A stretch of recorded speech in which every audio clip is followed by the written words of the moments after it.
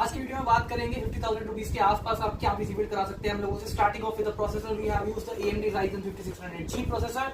Talking about the motherboard हम लोगों ने यूज किया ASRock का B450 steel legend motherboard. Talking about the system memory we have used 16GB Corsair Vengeance NPX 3200 MHz की memory kit. Talking about the storage हम लोगों ने use किया है XPG GAMX S11 Pro 512GB की M.2 SSD।